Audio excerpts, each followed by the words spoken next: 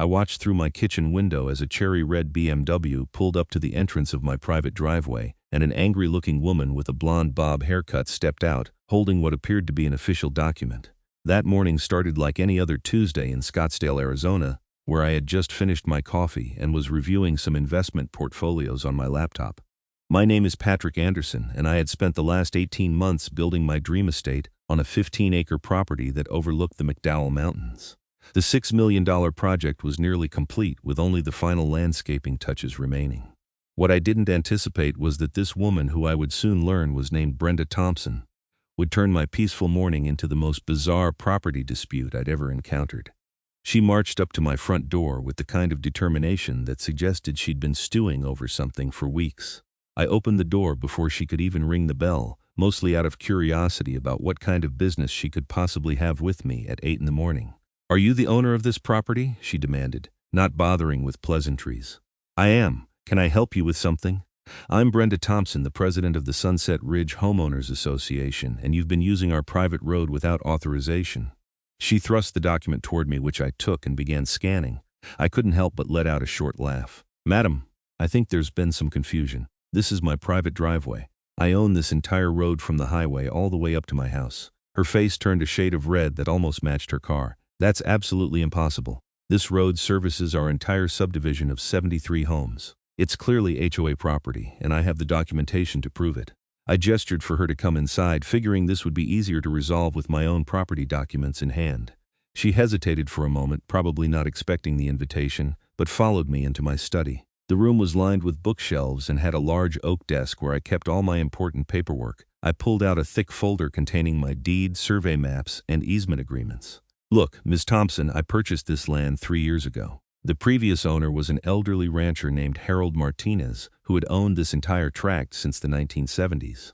When your subdivision was developed back in 2015, they needed access to the main highway, and Mr. Martinez granted them an easement across his property. That easement allowed your subdivision to use this road, but it was always contingent on his ownership."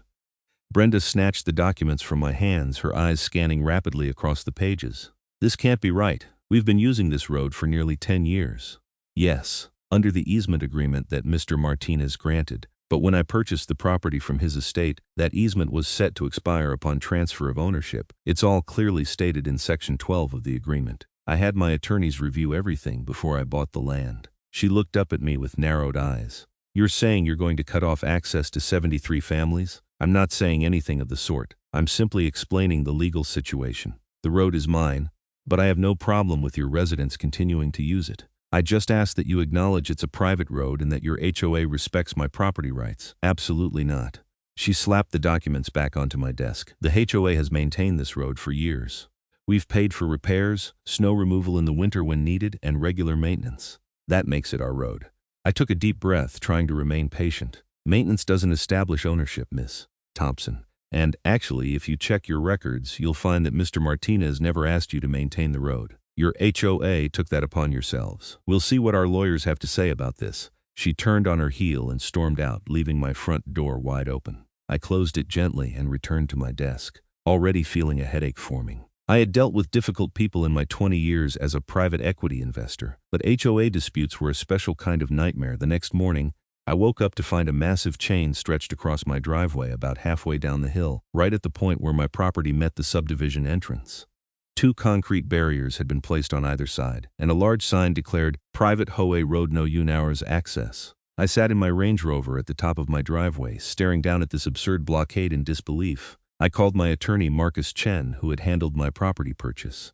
He answered on the 3rd ring, sounding like he'd just woken up. "Marcus, they've actually blocked my driveway." "Who blocked what now?" "The HOA president. She's put up a chain and barriers across my private road, claiming it belongs to the HOA." I heard him let out a long sigh. "Patrick, please tell me you're joking." "I wish I was. I'm sitting at the top of my driveway right now, looking down at their handiwork. What do I do?" "Don't touch anything. I'm going to make some calls. In the meantime, document everything with photos and videos. This is going to get messy." I spent the next hour taking detailed photographs and videos of the blockade from multiple angles. Then I drove my Range Rover straight through my property's western fence line, which I had kept clear for utility access. It was rough terrain, but my vehicle could handle it. I made it to the highway via a path that cut through some rocky desert landscape. emerging about a mile south of the normal entrance. When I arrived at my office in downtown Scottsdale, my assistant Jennifer looked confused. "You have dirt all over your car. What happened?" "The HOA blocked my driveway." She laughed, thinking I was joking, but stopped when she saw my expression. "Wait, seriously? Seriously?" I had to drive through the desert to get out. My phone rang before I could explain further. It was Marcus. "Patrick, I've got news. I contacted the HOA's law firm, Hendricks & Associates. Apparently, Ms. Thompson didn't consult with them before putting up that blockade. Their attorney, a guy named Robert Hendricks, is furious. He's trying to get in touch with her now. So they'll remove it." "Well, here's where it gets interesting. Hendricks looked into the situation after I sent him copies of your deed and the easement agreement. He confirmed what we already knew: you own the road. But he also discovered something that Ms. Thompson apparently didn't consider." "What's that?" "The road you own isn't just the access to your property. It's the only road connecting the Sunset Ridge Subdivision to the public highway. When the developer built those homes in 2015, they never created an alternate access route. They relied entirely on Mr. Martinez's easement. Now that the easement has expired, the subdivision is technically landlocked." I leaned back in my office chair, processing this information. "So by blocking my driveway, she's actually blocking the only way in and out of her own neighborhood." "Exactly. Hendricks is going to explain this to her, but he warned me that she's apparently quite stubborn. He suggested we might need to go to court to get a temporary restraining order if she doesn't remove the blockade immediately. Keep me posted. In the meantime, I need to figure out how to get in and out of my house without destroying my suspension." The day got more interesting around 3 in the afternoon when my phone started ringing off the hook.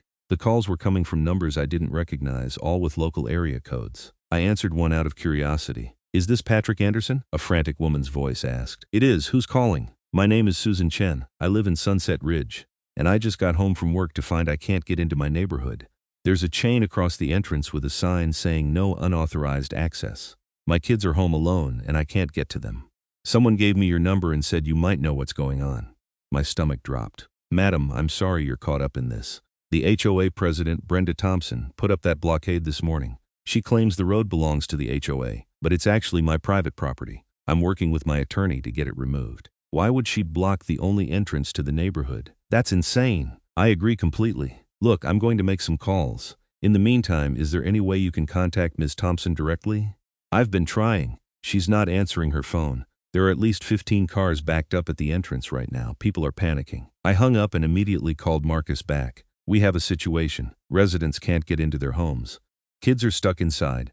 People can't get home from work. This has gone from a property dispute to a public safety issue. I'm already on it. Hendricks is trying to reach Brenda, but she's not responding. I'm drafting an emergency motion for the court. We should be able to get an injunction by tomorrow morning at the latest." "Tomorrow morning?" "Marcus, there are children involved. Some of these people might have elderly parents or medical needs, I understand, but the courts are closed for the day.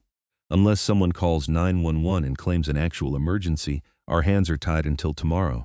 That's exactly what happened about an hour later. I was still at my office when I got a call from a number that showed up as Scottsdale Police Department. "Mr. Anderson, this is Officer David Morrison with Scottsdale PD.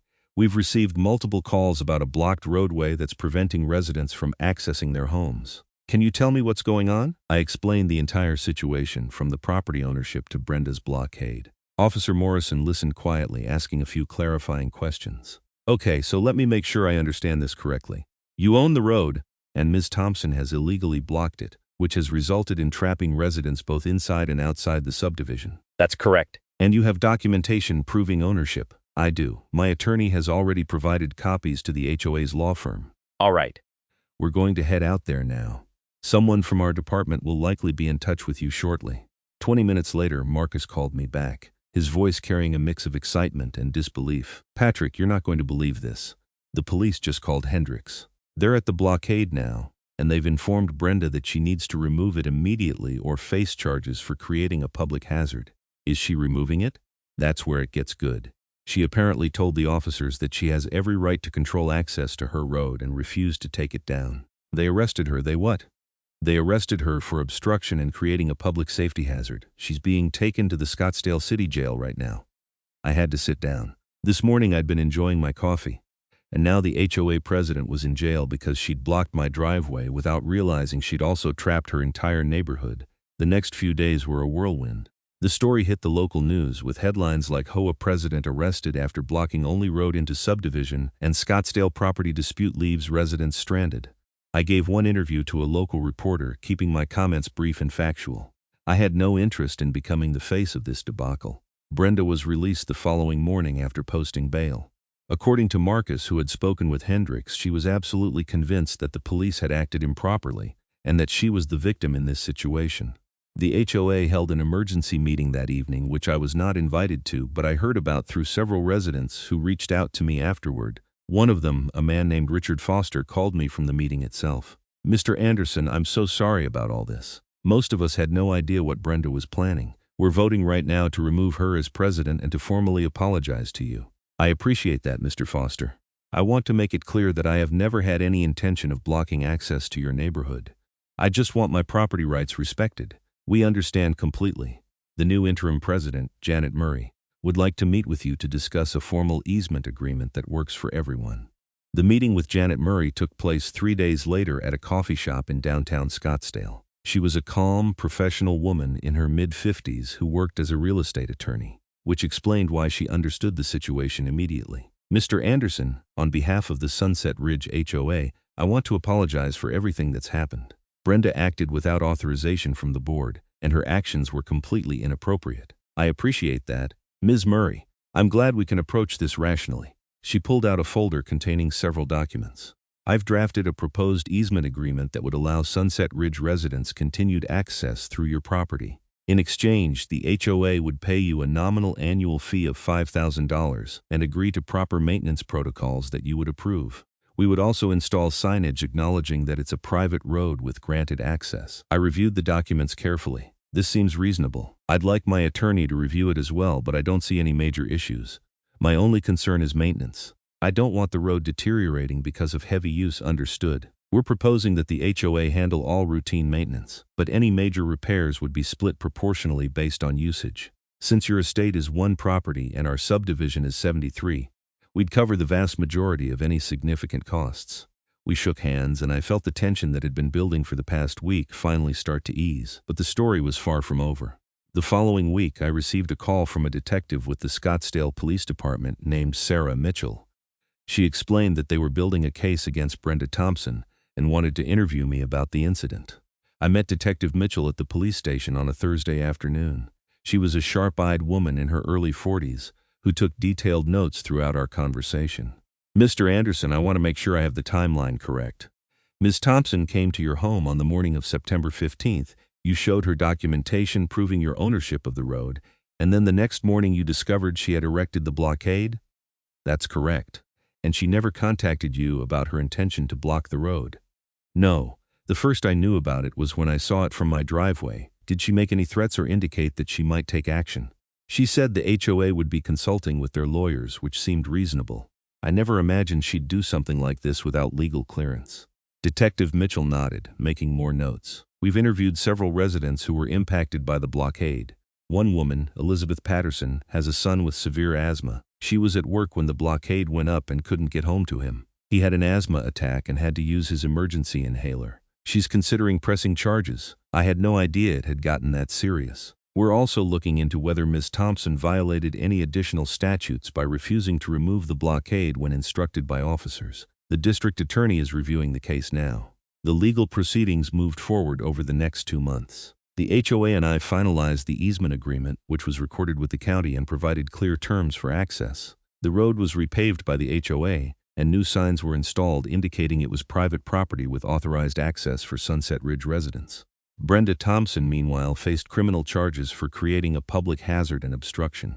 Her attorney tried to argue that she had a good faith belief in the HOA's ownership of the road, but the prosecution countered that she had been shown documentation proving otherwise and had acted recklessly by blocking access without legal authorization.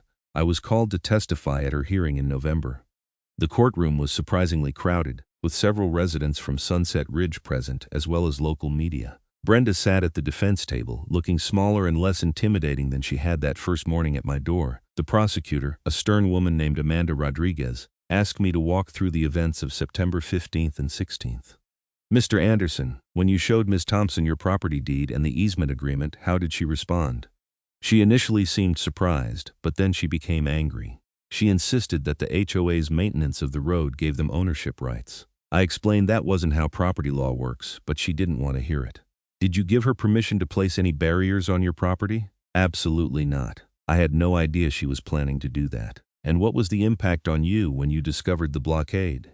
I couldn't access my own home through the normal route. I had to drive through rough desert terrain to reach the highway. But more importantly, I was horrified when I learned that residents were trapped and couldn't get to their families.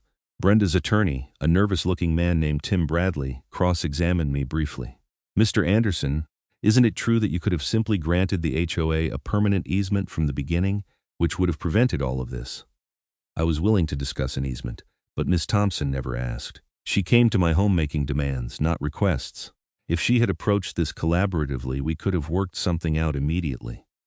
The judge, an older man named Harold Peterson, listened intently to all the testimony. When it came time for Brenda to speak, she stood up and addressed the court directly. Your Honor, I know I made mistakes, but I was trying to protect my community. I've been the HOA president for 6 years, and I take that responsibility seriously. When I learned that someone was claiming ownership of our road, I panicked. I thought if I acted quickly, I could prevent a situation where 73 families might lose access to their homes. Judge Peterson looked at her over his reading glasses. Ms. Thompson, your intentions may have been protective, but your actions were reckless and illegal. You blocked a private road without authorization, refused to remove the blockade when ordered by police, and created a dangerous situation for the very residents you claim you were trying to protect. The court finds you guilty of creating a public hazard and obstruction. The sentence came down 2 weeks later. Brenda was ordered to pay a fine of $5,000, perform 200 hours of community service, and was placed on probation for 2 years. Additionally, she was permanently barred from serving on the Sunset Ridge HOA board. I thought that would be the end of it, but life had other surprises in store. In January, about 4 months after the initial incident, I received a letter from an attorney representing Brenda Thompson. She was suing me for intentional infliction of emotional distress and claiming that I had deliberately created the situation to embarrass her. Marcus laughed when I showed him the lawsuit. This is absurd. She's the one who committed a crime and now she's suing you? Can she do that? She can file whatever she wants, but it's going to get thrown out. No judge is going to take this seriously given the criminal case outcome. He was right. The lawsuit was dismissed within 6 weeks and the judge ordered Brenda to pay my legal fees. But the stress of dealing with it took a toll. I found myself constantly checking my driveway cameras, worried about what might happen next. Around this same time, I started getting anonymous letters in my mailbox. They were written in printed block letters and contained vague threats about people who don't belong in the neighborhood and outsiders who think they can push residents around. I turned them over to the police, and Detective Mitchell opened an investigation. Mr. Anderson, we take these threats seriously, she told me during a meeting at my home. I'm going to increase patrols in your area, and I want you to keep me informed of any suspicious activity. The letters stopped after about 3 weeks, and no one was ever charged. Detective Mitchell suspected they had come from Brenda or one of her supporters, but couldn't prove it. Meanwhile, life at Sunset Ridge was slowly returning to normal. Janet Murray proved to be an excellent HOA president, and the relationship between the subdivision and my estate became cordial. Several residents even reached out to apologize personally for what had happened, which I appreciated. One afternoon in March, I was working in my garden when a car pulled up to my gate. I didn't recognize the vehicle, a modest Honda sedan, and I tensed slightly as I walked over to the intercom. Can I help you? Mr. Anderson, my name is Carol Thompson. I'm Brenda's sister. Could I please speak with you for a few minutes? I hesitated but buzzed her in. Carol was in her late 40s with kind eyes and a nervous demeanor. She stood by her car as I approached, clearly uncomfortable. I want to apologize for my sister's behavior. She's always been stubborn, but what she did to you was inexcusable. I appreciate you coming here, but you don't need to apologize for her actions. I know, but I wanted you to understand something about Brenda. She went through a difficult divorce last year, and being HOA president became her whole identity. When she thought someone was threatening the neighborhood, she completely overreacted. It doesn't excuse what she did, but maybe it helps explain it. We talked for about 20 minutes. Carol explained that Brenda had moved away from Scottsdale, unable to face the other residents after everything that had happened. She was living with family in Tucson and was supposedly getting therapy to deal with her control issues. I hope she finds peace, I told Carol honestly. I never wanted any of this to become such a mess. You were more than fair with her. A lot of people in your position would have been much harder on her. After Carol left, I thought about the whole situation. It had started with such a simple misunderstanding and had escalated into arrests, lawsuits, and community division. All because someone couldn't accept that they were wrong. In April, Janet Murray called me with an interesting proposition. "Patrick, the HOA board has been discussing something, and we wanted to run it by you. Several residents have expressed interest in a neighborhood security patrol, especially given some recent break-ins in the area. We were wondering if you'd be willing to have the security company include your property in their rounds, since they'll be coming up your road anyway." That actually sounds helpful. What would it cost me? Nothing. We'd consider it a benefit of the easement agreement. The security company is already pricing routes that would naturally include your driveway. I agreed, and starting in May, a security vehicle began making regular passes through the area at night. It was a small thing, but it represented how much the relationship had improved. The summer passed quietly. My estate was finally completed, with the last of the landscaping finished in June. I hosted a small gathering in July and invited several of the Sunset Ridge residents I had gotten to know, including Janet Murray and Richard Foster. It was a pleasant evening, and I felt like I had finally become part of the community rather than an adversary to it. In August, I got an unexpected call from Marcus. "Patrick, you're not going to believe this. Remember Robert Hendricks, the HOA's attorney? Of course. He's referred several clients to me because of how we handled your case. Apparently, property disputes involving HOAs are more common than we thought, and our successful resolution has made us somewhat in demand." "That's great, Marcus. You deserve it. Here's the interesting part. Hendricks wants to know if you'd be willing to speak at a conference for HOA board members about the importance of verifying property rights before taking action. They're holding it in Phoenix next month." I initially declined, not wanting to rehash the whole ordeal, but Marcus convinced me that it might prevent similar situations from happening to other people. So in September, almost exactly 1 year after Brenda had first appeared at my door, I stood in front of about 200 HOA board members and told my story. The audience was engaged, asking thoughtful questions about how the situation could have been avoided. Several people came up to me afterward to share their own nightmare stories about HOA disputes. One woman from Tempe told me about how her HOA had tried to foreclose on her house over a dispute about fence height, even though her fence was fully compliant with both HOA rules and city codes. "The problem is that some people get a little bit of power and forget that they're supposed to be serving their community, not ruling over it," she said. I couldn't have agreed more. In October, I finally felt like the whole experience was truly behind me. The easement agreement was working smoothly, the road was well maintained, and I had no further contact with anyone from the HOA beyond the occasional friendly wave when I passed residents on the road. Then, on a crisp morning in early November, I got a call from Detective Mitchell that brought everything rushing back. "Mr. Anderson, I wanted to give you a heads up. Brenda Thompson was arrested in Tucson yesterday for what, apparently, she joined the HOA board for her apartment complex and tried to pull the same stunt she did with you. She blocked access to a shared parking area, claiming the HOA had authority to restrict it, even though the property owner had never granted them that right. When the owner confronted her, she allegedly assaulted him. I sat down heavily. Is she going to face serious charges? The Tucson police are handling it, but given her prior conviction here in Scottsdale, the district attorney there is taking it very seriously. I thought you'd want to know." After hanging up, I felt a strange mix of vindication and sadness. Vindication because it proved that my situation hadn't been personal. Brenda had a fundamental problem with respecting property rights and following rules. Sadness because she clearly hadn't learned anything from our ordeal. I reached out to Carol to express my sympathy. She called me back in tears. "I don't know what to do anymore. Brenda refuses to admit she has a problem. She keeps insisting that she was right in both situations and that property owners are trying to take advantage of HOAs. Has she gotten any professional help? She went to a few therapy sessions, but she quit because she said the therapist was biased against her." "Patrick, can I ask you something?" "Of course. If the prosecutor in Tucson calls you, would you be willing to speak with them about what happened here? I think they need to understand that this is a pattern, not a one-time mistake. I'll do whatever I can to help."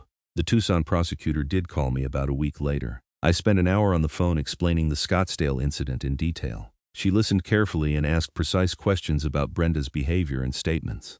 "Mr. Anderson, based on what you're telling me and what we're seeing in our case, I believe Ms. Thompson has some serious issues with authority and property rights. We're going to seek a more substantial sentence than we originally planned. I don't want to see her life ruined, but I do think she needs real help before she hurts someone or destroys her own life completely." "I agree. We're going to recommend mandatory mental health treatment as part of any sentence." The case in Tucson proceeded through the winter. Brenda was convicted in February of assault and creating a public nuisance. She was sentenced to 6 months in jail, followed by mandatory mental health treatment and 5 years of probation. The judge specifically noted in his sentencing remarks that she had shown a troubling pattern of disregard for property rights and legal authority. I followed the case from a distance, feeling no satisfaction in seeing Brenda face consequences again. The whole situation had taught me valuable lessons about the importance of clear property rights, the dangers of unchecked authority in HOAs, and the way small disputes can spiral out of control when people let pride and stubbornness override common sense. Back in Scottsdale, life continued peacefully. The Sunset Ridge community thrived under Janet Murray's leadership, and the HOA became known in the area as one of the most well-managed and reasonable associations. Janet often joked that Brenda had inadvertently done them a favor by forcing the board to completely reevaluate their governance policies. In March, 2 years after the initial incident, I attended the Sunset Ridge HOA annual meeting as a guest. Janet had invited me to give an update on the easement agreement and discuss any concerns residents might have. The meeting was held in the community center, a modest building near the subdivision entrance. About 40 residents attended, a decent turnout for such a meeting. Janet introduced me warmly, and I stood up to address the group. Thank you all for having me tonight. I want to start by saying that the easement agreement has been working exactly as we hoped. The road is well maintained, there have been no issues with access, and I genuinely feel like I'm part of this community now rather than just someone whose property you drive through. An older gentleman in the back raised his hand. Mr. Anderson, do you have any concerns about the increased traffic as more people have moved in? Not at all. The agreement anticipated growth in the subdivision, and the maintenance fund has been more than adequate to handle the wear and tear. If anything, I'm grateful that I'm not solely responsible for maintaining what is, admittedly, quite a long driveway. A woman in her 30s spoke up next. I just moved here 6 months ago, and I've heard different versions of what happened with Brenda Thompson. Can you tell us what actually occurred? I spent about 10 minutes walking through the events, keeping my tone factual and avoiding any unnecessary criticism of Brenda. When I finished, the room was silent for a moment. Then Richard Foster, who had been one of the first residents to reach out to me during the crisis, stood up. I think we all owe Patrick a debt of gratitude. He could have made this situation much more difficult for us, but instead he worked with Janet and the board to find a fair solution. Not many property owners would have been that reasonable. The room broke into applause, which caught me off guard. I felt my face flush with embarrassment. After the meeting, several residents came up to thank me personally and to share their own stories about HOA issues they had dealt with in previous neighborhoods. It struck me how common these problems were and how rarely they were resolved amicably. One couple, Tom and Lisa Sanford, invited me to dinner the following week. They lived in a beautiful Spanish-style home about halfway into the subdivision and had 2 young children. We wanted to get to know you better, Lisa explained over grilled salmon and roasted vegetables. You've been part of our lives for 2 years now, but we've never really had a chance to talk. We spent the evening discussing everything from local politics to raising kids to the challenges of maintaining desert landscaping. By the time I left, I felt like I had made genuine friends. Over the following months, I became more integrated into the Sunset Ridge community. I attended a few neighborhood barbecues, helped sponsor the annual 4th of July celebration, and even joined a weekly poker game with some of the residents. In September, on the 3rd anniversary of Brenda's blockade, Janet called me with news. Patrick, I just heard from Carol Thompson. Brenda completed her mental health treatment program in Tucson and is apparently doing much better. She asked Carol to pass along her apologies to you. I'm glad to hear she's getting help. I genuinely hope she's able to move forward. Carol said Brenda has been working with a property management company, helping them navigate HOA regulations. Apparently, the company thought her knowledge of HOA rules combined with her new understanding of property law made her valuable. That's actually perfect for her. She clearly has energy and passion for community management. She just needed to channel it properly. A week later, I received a letter in the mail. The return address was Tucson, and I immediately recognized it must be from Brenda. I opened it carefully, not sure what to expect. The letter was 2 pages long, handwritten in neat cursive. Dear Mr. Anderson, I've started this letter 100 times over the past 2 years, never finding the right words. I doubt these are the right words either, but my therapist says I need to try. I was wrong about everything. I was wrong about the road ownership, wrong about how I handled the situation, and wrong about how I treated you. My actions were not just inappropriate, they were illegal and dangerous. I put families at risk because I couldn't accept that I had made a mistake. I've spent a lot of time in therapy trying to understand why I reacted the way I did. Part of it was my divorce and feeling like my whole life was falling apart. Being HOA president was the one thing I felt I could control, and when you challenged that, I panicked. But that's an explanation, not an excuse. I want you to know that I'm truly sorry for what I put you through. You had every right to press charges, to make things much harder for me, and to refuse any easement agreement with the subdivision. The fact that you didn't speaks to your character. I also want to thank you for speaking to the Tucson prosecutor. Carol told me you advocated for me to get mental health treatment rather than just punishment. That treatment has genuinely changed my life. I'm working now with a property management company, helping HOAs understand property law and avoid the kinds of mistakes I made.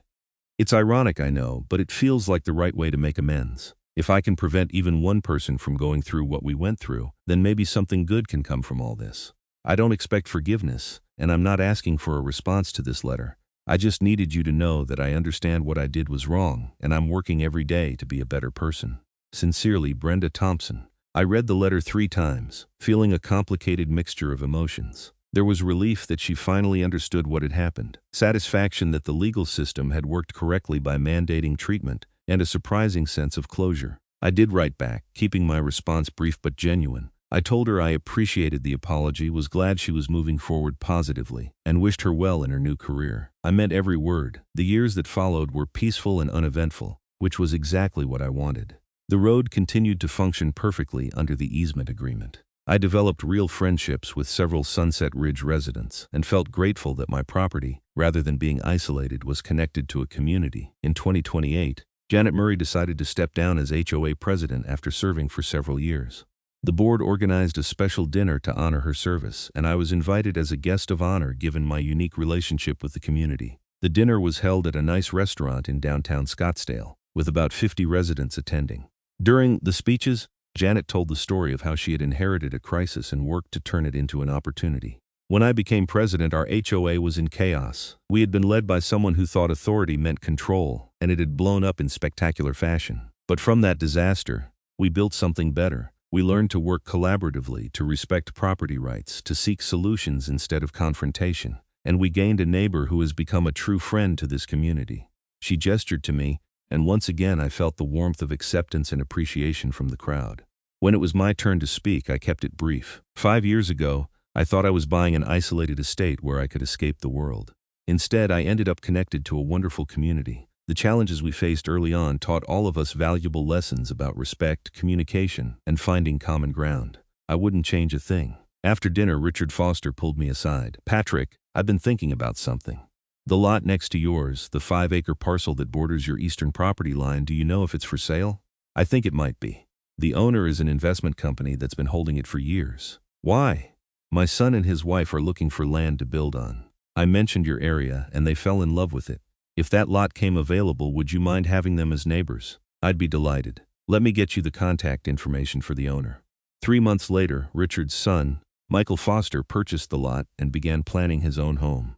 I worked with him on the design, making sure our driveways connected properly and that we maintained the desert aesthetic of the area. The easement agreement was amended to include his property, with all parties agreeing smoothly. By 2029, Michael's house was complete, and I had gained not just a neighbor but a friend. His 2 young children would often ride their bikes up my driveway, and I became Uncle Patrick to them, a title I wore with unexpected pride. Looking back on everything that had happened, I realized that Brenda's blockade, as disruptive and illegal as it was, had ultimately led to positive outcomes. The Sunset Ridge HOA had reformed its governance practices and become a model for other associations. I had gone from a semi-reclusive investor to an active community member with genuine friendships.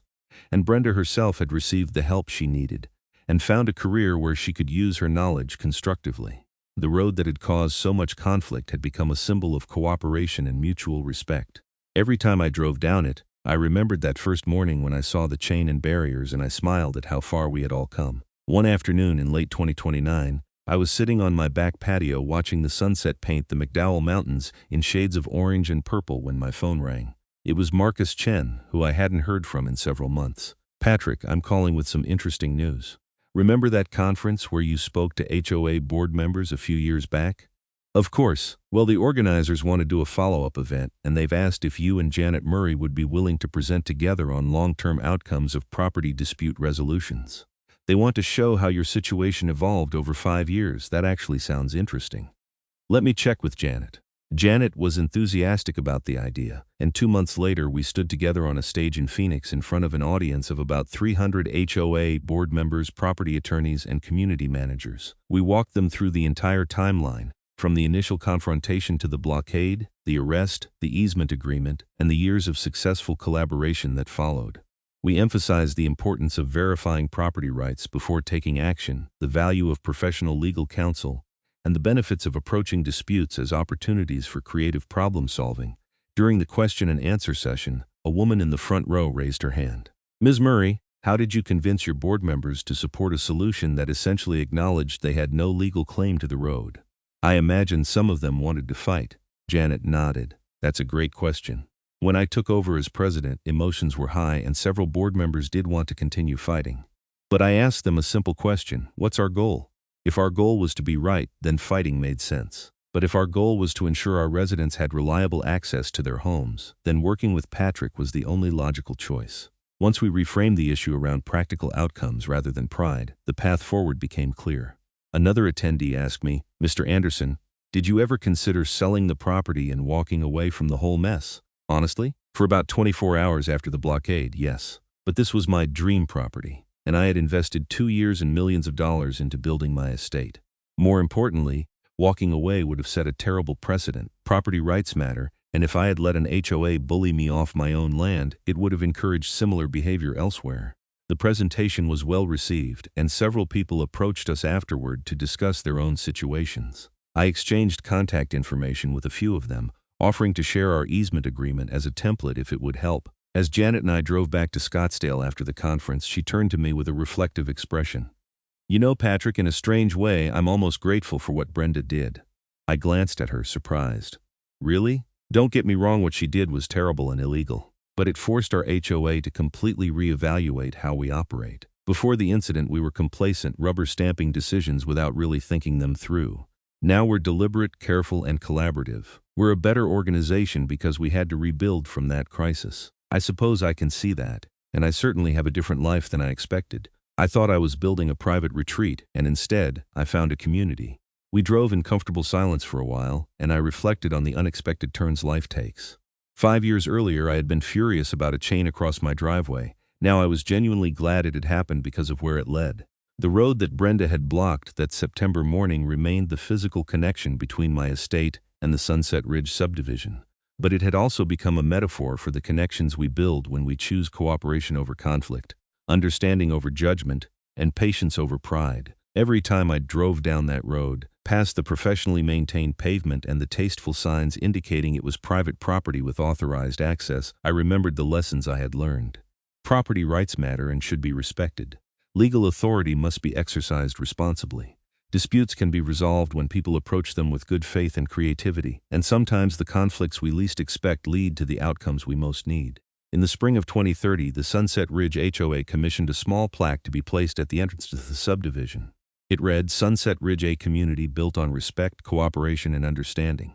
Below that, in smaller letters, "Private road authorized access by easement agreement." Janet called to tell me about it before it was installed, making sure I approved. "I think it tells our story without having to explain everything," she said. "I think it's perfect." The plaque was installed on a sunny March morning, and I attended the small ceremony. About 20 residents gathered, including Michael Foster and his family, Richard and his wife Tom and Lisa Sanford, and many others I had come to know over the years. Janet gave a brief speech about the HOA's journey and the importance of the values inscribed on the plaque. Then she invited me to say a few words. I stood in front of my neighbors and friends, looking at the road that had caused so much trouble and brought so much good, and I spoke from the heart. When I bought this property, I had a vision of privacy and solitude. I got something different. I got community. I got friendships. I got the satisfaction of working through a difficult problem and finding a solution that benefited everyone. This road connects more than properties, it connects people. And I'm grateful every day that I get to share it with all of you. There was applause, some hugs, and then we all walked up to Janet's house for a potluck lunch. As I sat in her backyard eating homemade tamales and listening to Michael's kids playing in the pool, I felt a profound sense of contentment. The story that had started with anger, confusion, and conflict had transformed into something beautiful. Brenda Thompson's misguided attempt to assert control had ultimately created the opposite of what she intended, not division and animosity, but unity and friendship. I never heard from Brenda again after her letter, but Carol would occasionally send me updates. Brenda had remarried, was successful in her work with the property management company, and had even written an article for an HOA trade publication about learning from mistakes. She was, by all accounts, thriving. As for me, I continued living in my dream estate, no longer isolated but connected. The $6 million I had invested in the property had bought me more than luxury, and views. It had bought me a place in a community and friendships that would last a lifetime. The road that Brenda had blocked, thinking it belonged to her HOA, continued to serve its purpose. Cars drove up and down it every day, residents coming and going, living their lives.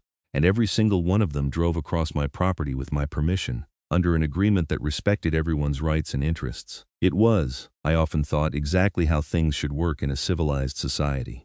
We respect each other's rights, we communicate clearly, we solve problems together, and we build communities based on cooperation rather than confrontation. The sunrise each morning illuminated that road, stretching from the highway up through the desert landscape to my estate and beyond. It was more than asphalt and maintenance agreements. It was a testament to what can happen when people choose to work together instead of against each other, and that, more than anything else, made the whole difficult experience worthwhile.